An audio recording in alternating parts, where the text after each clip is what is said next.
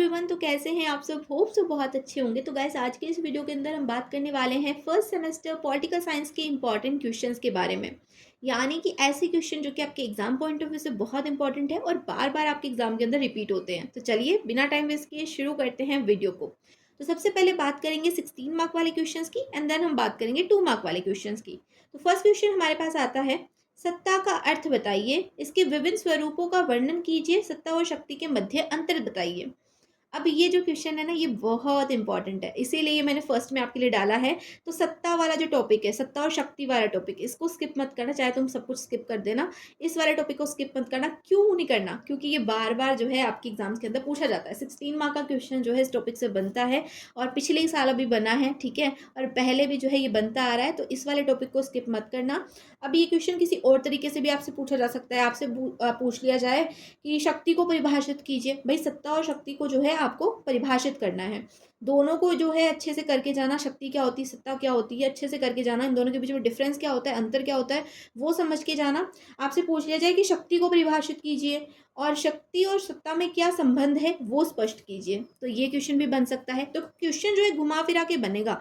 ये नहीं कि भाई जो मैं बोल रही हूँ वो एग्जैक्टली वहां पर छप करके आएगा। बस मैं आपको बता रही हूँ कि टॉपिक कौन कौन से इंपॉर्टेंट है ना। और ये जो क्वेश्चन है इन टॉपिक्स की, ये बनते ही बनते हैं। बात करते हैं नेक्स्ट क्वेश्चन की, राज्य की उत्पत्ति। अब आपने देखा होगा, राज्य की उत्पत्ति के देवीय सिद्धांत को समझाइए, देवीय सिद्धांत को स्पष्ट कीजिए। ये एक टॉपिक है, अगर आपने बुक पढ़ी है तो उसमें राज्य की उत्पत्ति देवीय सिद्धांत ऐसे करके टॉपिक है वहां पर।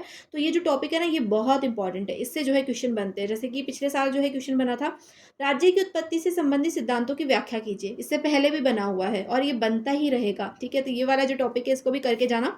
और एक कार्यपालिका, न्यायपालिका और व्यवस्थापिका, इनके कार्य क्या होते हैं, ठीक है। ये जो टॉपिक है ये आपको अच्छे से करना है। कार्यपालिका क्या होती है, इसके कार्य क्या होते हैं। फिर व्यवस्थापिका क्या होती है, इसके कार्य क्या होते हैं। और न्यायपालिका क्या होती है और इसके कार्य क्या होते हैं। ये जो तीनों ही टॉपिक्स हैं इनको करके जाना, इनके ऊपर क्वेश्चन बनते हैं। अब कैसे क्वेश्चन बनते हैं वो मैं आपको बताती हूँ। तो आपसे पूछ लिया जाए, कार्यपालिका के विभिन्न प्रकारों का वर्णन कीजिए, या फिर आपसे बोल दिया जाए कार्यपालिका के प्रकार बताते हुए इसके कार्यों का वर्णन कीजिए। कार्यपालिका के प्रकार बता दो कि कितने प्रकार के होते हैं और फिर इनके जो कार्य हैं उनका वर्णन कर दो। तो ये क्वेश्चन हो गया कार्यपालिका के ऊपर।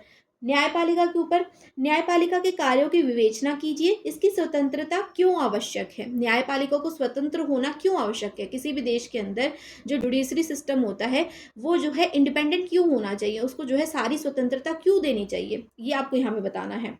फिर नेक्स्ट क्वेश्चन व्यवस्थापिका के ऊपर, व्यवस्थापिका के मुख्य कार्य क्या होते हैं, व्यवस्थापिका की शक्ति में पतन के क्या कारण हैं, ये हमें बताना है। तो कार्यपालिका, व्यवस्थापिका और न्यायपालिका, तीनों ही टॉपिक बहुत इंपॉर्टेंट है, तो इनको भी स्किप मत करना, ठीक है। अगर आपसे जो है पूरा पोर्शन नहीं पढ़ा जा रहा है तो जो जो इंपॉर्टेंट टॉपिक्स मैं यहाँ पर वीडियो के अंदर बता रही हूँ इनको पढ़ लेना, ठीक है।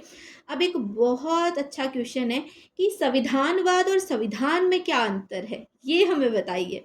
संविधानवाद संविधान नहीं होता। अब बहुत से बच्चे सोचेंगे भाई संविधानवाद और इधर संविधान सेम सेम ही तो लग रहा है, तो एक ही होता होगा। नहीं होता है, इसमें अंतर होता है, और वो क्या अंतर है वो आपको बताना है। तो ये क्वेश्चन जो है बहुत बार पूछा गया है।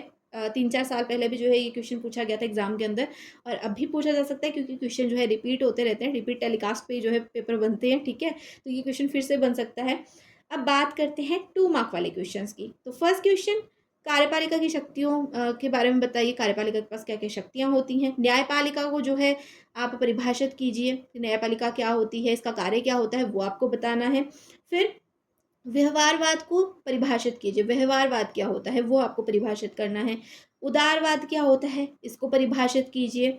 दल प्रणाली के कोई 2 दोष लिखिए। फिर नेक्स्ट क्वेश्चन, जैसे कि प्रतिनिधित्व के 2 सिद्धांत लिखिए, राज्य की उत्पत्ति के देवीय सिद्धांत को परिभाषित कीजिए, ये क्वेश्चन बन सकता है।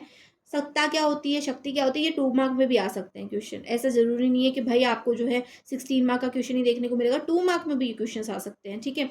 सत्ता क्या होती है, शक्ति क्या होती है, ये हमें बता दो। सत्ता कितने प्रकार की होती है ये बता दो, शक्ति कितने प्रकार की होती है ये बता दो। देखो, परिभाषा नहीं पूछेगा, प्रकार भी पूछ सकता है कि कितने प्रकार की होती है, सत्ता कितने प्रकार की होती है, शक्ति कितने प्रकार की होती है, इनमें अंतर क्या होता है, ठीक है, ये आपसे पूछ सकता है।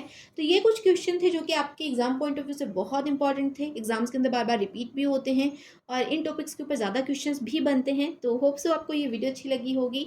अगर किसी और टॉपिक पे वीडियो चाहिए तो आप मुझे कमेंट सेक्शन में कमेंट कर सकते हैं। अगर कोई भी डाउट रहता है तो आप वो भी कमेंट सेक्शन में कमेंट कर सकते हैं। So yeah that's all for today's video. मिलते हैं नेक्स्ट वीडियो में, तब तक के लिए bye, take care, keep watching, keep learning, love you all.